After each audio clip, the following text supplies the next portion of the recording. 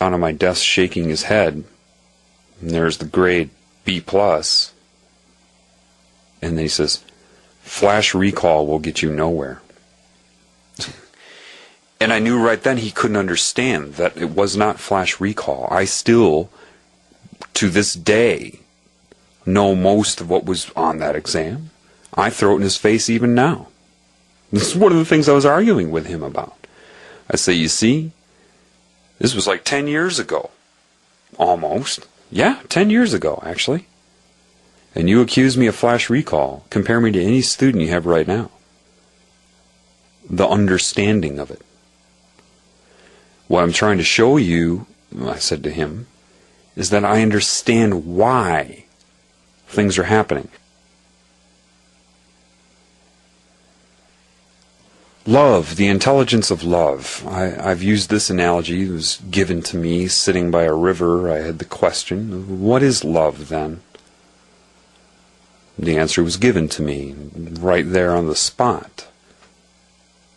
It explained the concept of male-female energy to me in my mind, in my heart, and it just... how can I explain this to you? I was sitting by a river, and there, you know those certain plants that pop up out of grass that have the male components sticking up, the female leaves and everything? It just points my head down. Look at that leaf. You just know, so you look at it. And I'm trying to figure out, what is it trying to tell me until I realize it infuses into me. Okay, male and female components. Then it will make me observe what's around the structure. Oh, the energy manifesting it. Okay, now I get it. So, male-female energy. Then it moves my head up to the sun. And then I realize, okay, male energy. That's what the sun is. Outward energy. Then it moved it down to my penis. Male energy. Outward energy.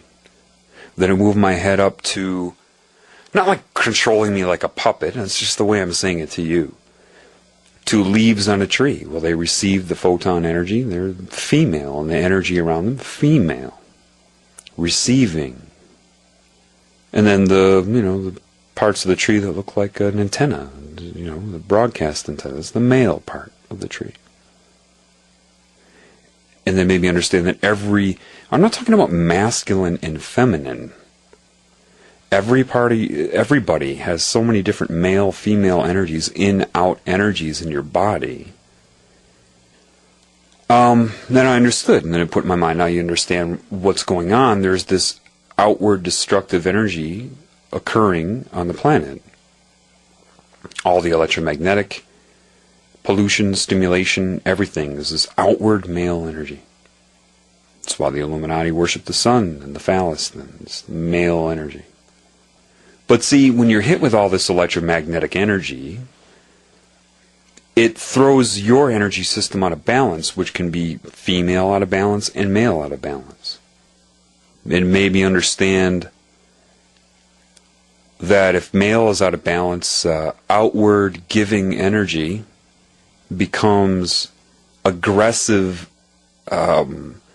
forceful energy. It can be in your actions, striking another individual, venomous words and language. It's that outward aggressive energy. If female is out of balance, then rather than being receiving, you become absorbing, gluttony, shopping excessively, consuming, basically. People that are around you that feel like they suck your energy away from you, that's female energy out of balance. The more out of balance it becomes, the more out of balance male becomes in a person, they become more bipolar or polarized. It made me look at my shoes. I'm like, what am I looking at my shoes for? And then it focuses on the rubber on the bottom of my shoes. The rubber on your shoes, that's an insulator. You're walking around without the ability to discharge or ground yourself to the planet and rid your body of this excess electromagnetic energy, which is throwing you out of balance. It said, take your shoes off. So I took my shoes off. It says, now you're discharging. Put your feet in the water. Now we're bringing you into balance. And then it made me look at the tree, and it made me understand this. The tree is the same as you. It has in and out energy, male, female energy. It's conscious on a different time scale. The tree is one of the most content life forms there is because it need not even move.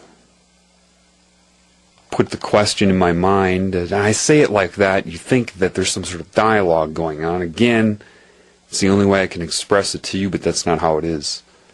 But that's how I'm going to say it, okay? Just to make it easy to speak to you.